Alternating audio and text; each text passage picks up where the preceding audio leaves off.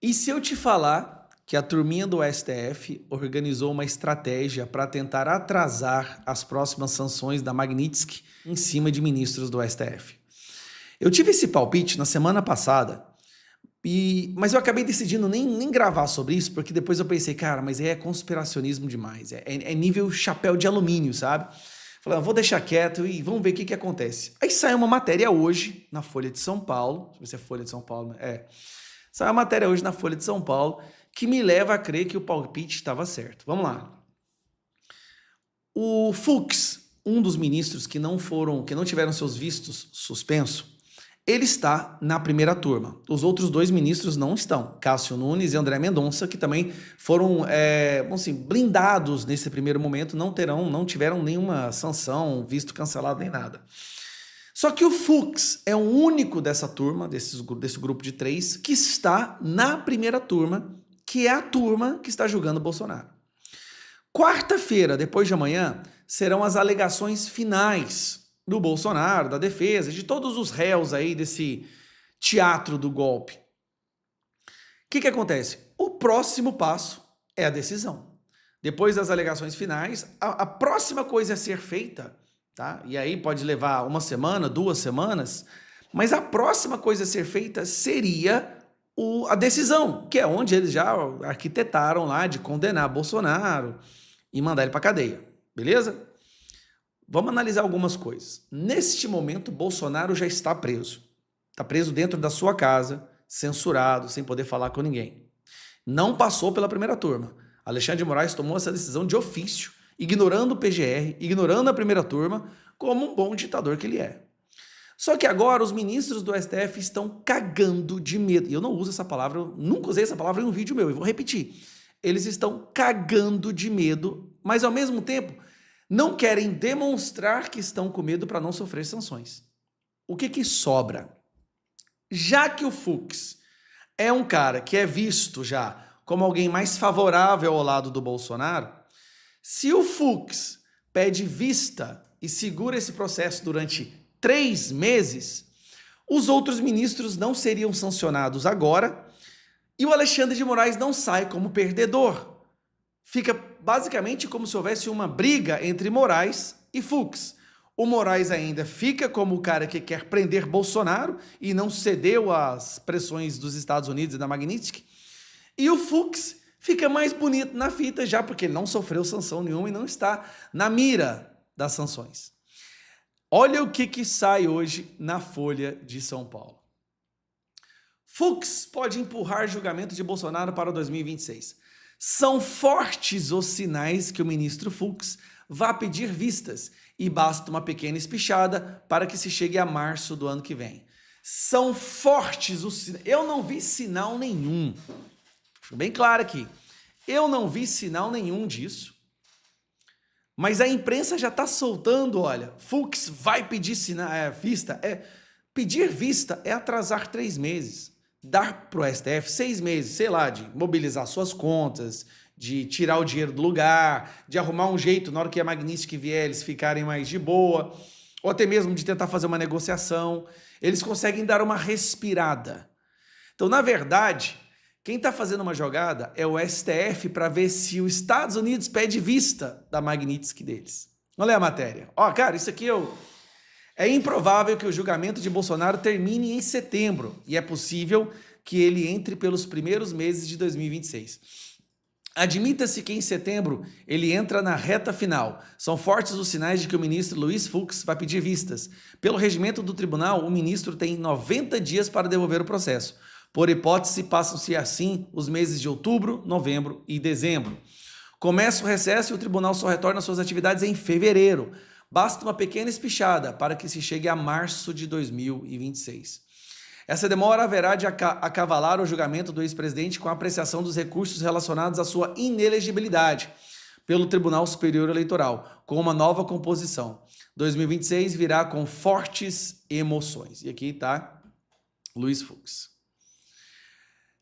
Meus amigos, há sim uma gigantesca possibilidade do Fux ser usado pela primeira turma para que eles possam respirar, não sofrer a Magnitsky agora, e a culpa recairá toda sobre o Fux.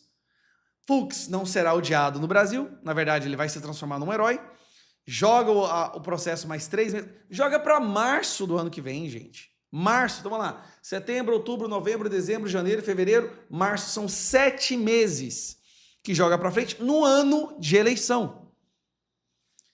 A pressão foi tanta e o STF finalmente encontrou uma maneira de acalmar os ânimos sem parecer que eles estão recuando. É simples, joga nas costas do Fux, em Fux Day Trust. Fique esperto, que eu tenho quase certeza que isso vai acontecer. Abraço. Nossa Senhora, Ave Maria, agora eles acertaram em cheio, agora vai doer mesmo. Ministros do STF ganham em média R$40 mil. Esse é o salário de ministro do STF.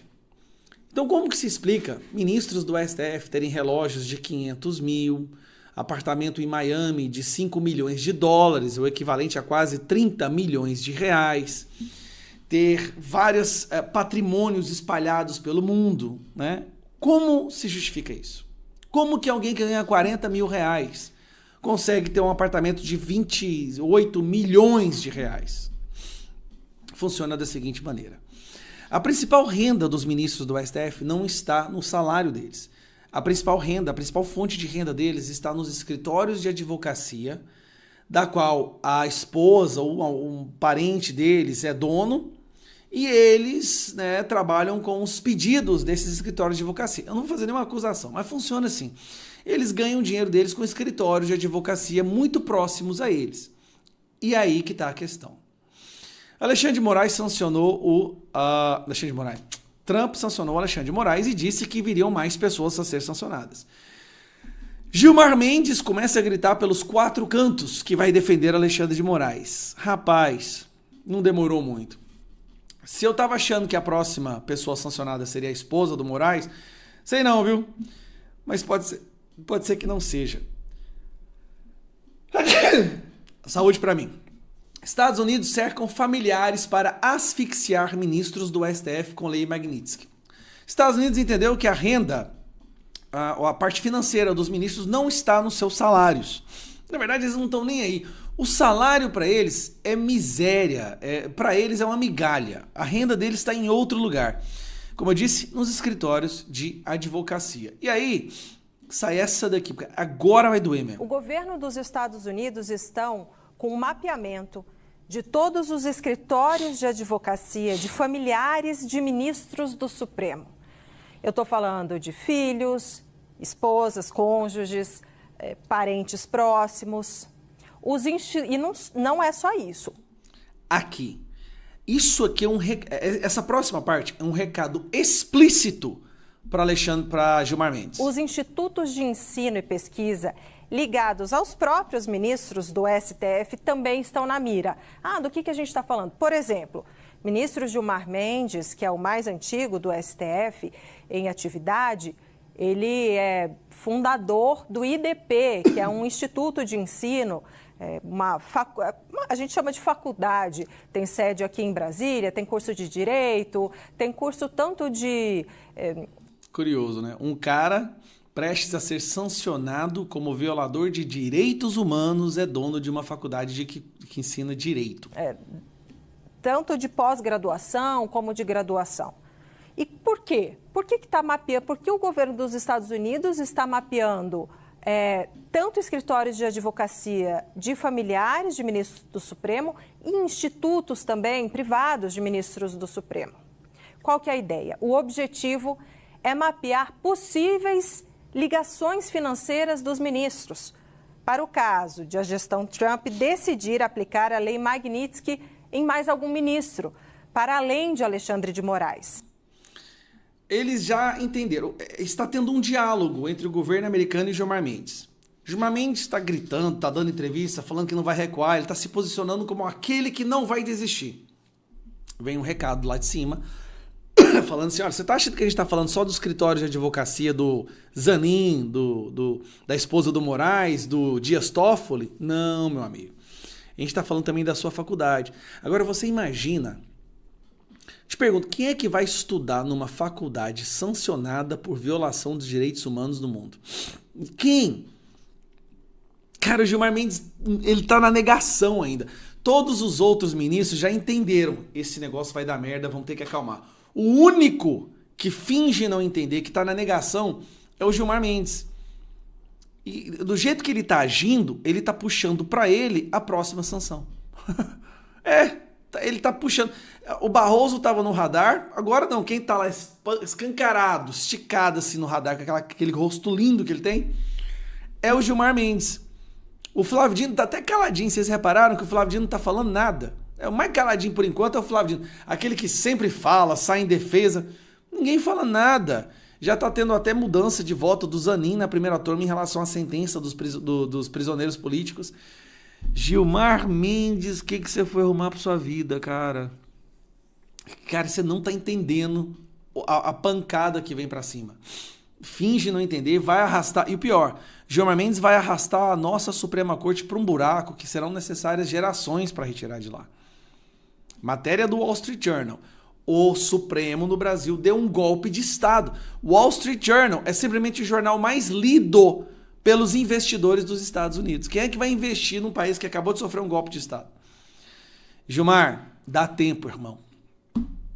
Ninguém quer briga com você, Gilmar. Ninguém. Eu lembro lá atrás, quando você descia o cacete no PT, não. Mas tentar proteger o Alexandre de Moraes até as últimas vai custar muito caro para cada um que fizer isso. E o recado está sendo dado lá de fora. E viram que não é brincadeira. Em um dia, várias autoridades fazem comentários no X. Christopher Landau, o Jason Miller, o advogado Donald Trump. Então, o tempo inteiro, cara. Até quando vocês vão segurar a mão de um cara que está arrastando o STF para baixo? Bom, antes de você ir para o próximo vídeo, só para lembrar, a gente está numa guerra de informação. E a extrema imprensa, que é financiada pelo governo, consegue vencer algumas batalhas. Por isso que a gente tem que sempre ajudar a imprensa de verdade, que luta para defender a verdade e apresenta os fatos como eles são. Por isso, eu me tornei parceiro da Gazeta do Povo, que está com essa promoção de 80% de desconto. Para você assinar a Gazeta do Povo, onde escreve Nicolas Ferreira, Deltan Dallagnol, Marcel Van Hatten, Cristina Grêmio, Rodrigo Constantino, a verdade sempre é priorizada aqui, é R$ 4,90 por mês. Você pode usar esse QR Code que está aqui, ou o link que eu vou deixar na descrição e fixado no primeiro comentário. Para a gente vencer a desinformação, a gente tem que colocar aqueles que informam em primeiro lugar. Gazeta do Povo, eu posso garantir para vocês, é sempre uma imprensa que fala a verdade. E outra, defende valores cristãos, é de direita, defende a liberdade de expressão, vida desde a concepção. Se isso aqui supera a Folha de São Paulo, eu te garanto que o Brasil se salva. Um abraço.